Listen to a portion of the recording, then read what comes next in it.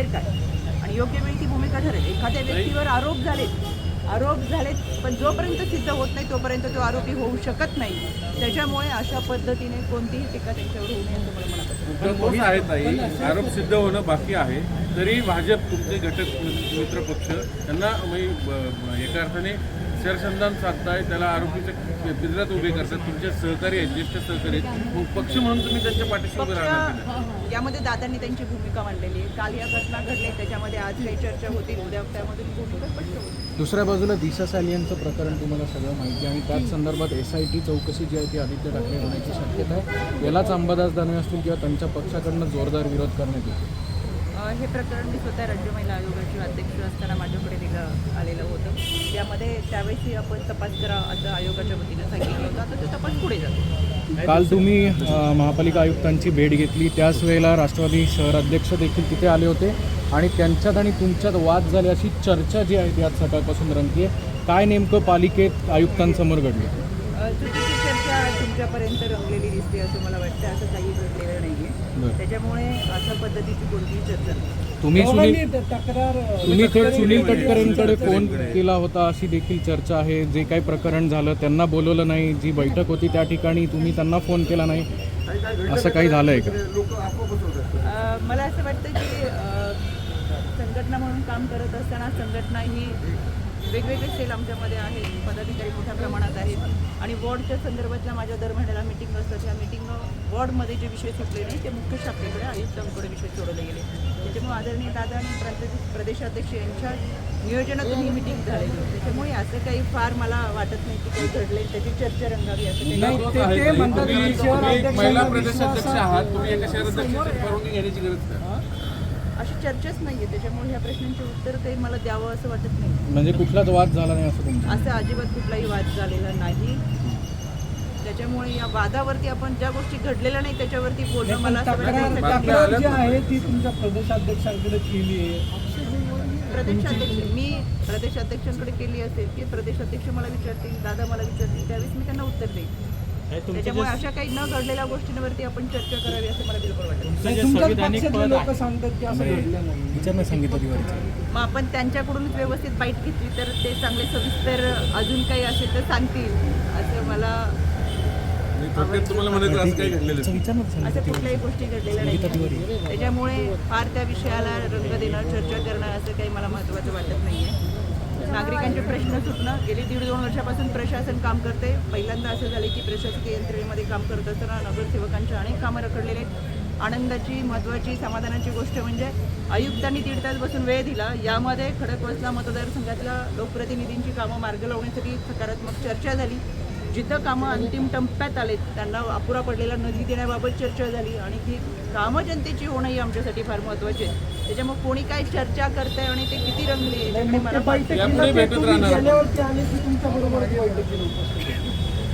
नाही आमच्यासोबत नाही.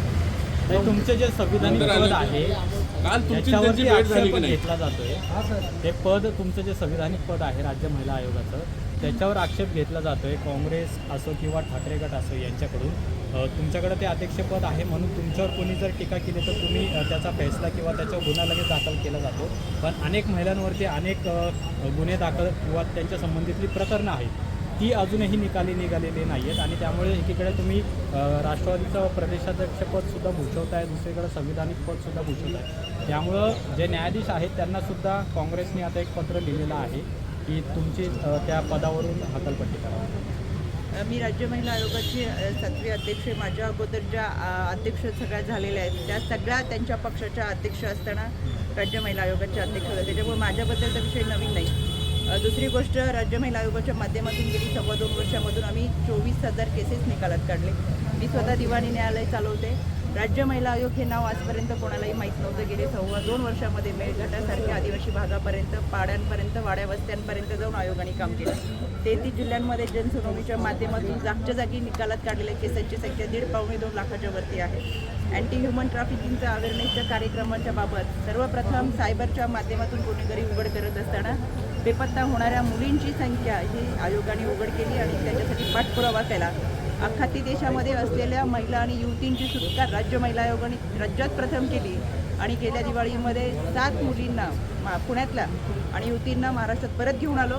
एकूण देशातल्या 23 मुली आणि युवतींना आपण महाराष्ट्रात देशात परत घेऊन आलो.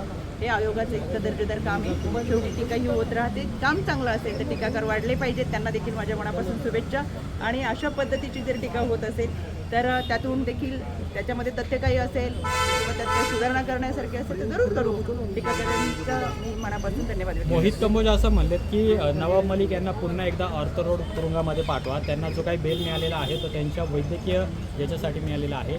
ते असेंब्ली कशा काय अटेंड करू शकतात असं ते म्हटलेलं मला आहे. वाटतं न्यायालयाने दिलेलं न्यायालयाची जी भूमिका आहे आणि न्यायालयीन चौकटीतून जे काही झाले त्या घटना घडतात त्याच्यामुळे न्यायालयाचा अपमान करायची काही कोणी गरज नाही. ती न्यायव्यवस्था हे सगळं पाहून घेईल. त्यांना सूचना देण्याइतपत कोणी मोठं नाही असं मला वाटतं. ताई प्रियांक खरगे यांनी जो स्वातंत्र्यवीर सावरकर यांच्याबद्दल जो विधान केलं त्याच्या विरोधात भाजप आक्रमक झालेले आहे. भाजपने देखील म्हटले की आता राष्ट्रवादीने देखील त्यांची भूमिका स्पष्ट करावी. काय नेमकं म्हणणं प्रियांक खरगे यांनी जो विधान केलेलं त्याबद्दल?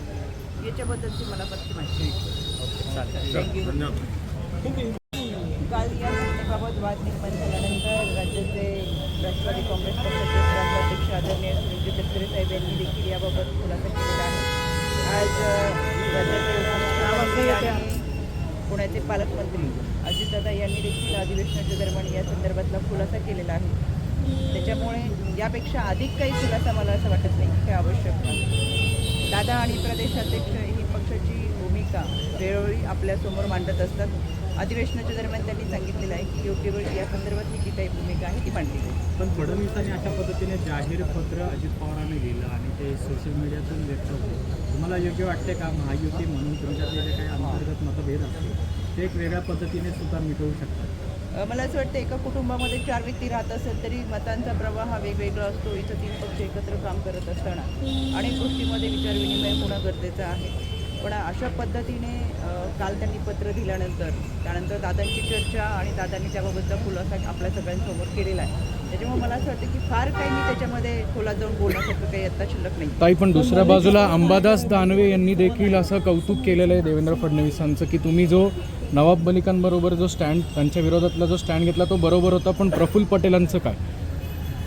विरोधकांची भूमिका निभवण्यासाठी त्यांच्याकडे आता काही काम उरलेलं नसल्यामुळे विरोधकांना विरोधक म्हणून तरी काहीतरी मांडणं गरजेचं आहे. शेवटी कॅमेऱ्यासमोर कसे ते येणार हा एक प्रश्न आहे. त्याच्यामुळे असं ते दिवसभरात एखादं दुसरं वक्तव्य करत राहणं ही विरोधकांची भूमिका ते करतात. नवाब मलिक कुठं नेमके नवाब मलिक कोणत्या गटात? यामध्ये तुम्हाला सगळ्यांना माहिती आहे मध्यंतरीच्या काळामध्ये ज्यावेळेस पक्षाची ही भूमिका झाली त्यावेळेस नवाब मलिकजी हे कुठेही यामध्ये नव्हते. आजारी असल्यामुळे त्यांना त्या पद्धतीने ते या सगळ्या गोष्टीपासून लांब आहेत. आणि आत्ताची जी भूमिका त्यांची होती काल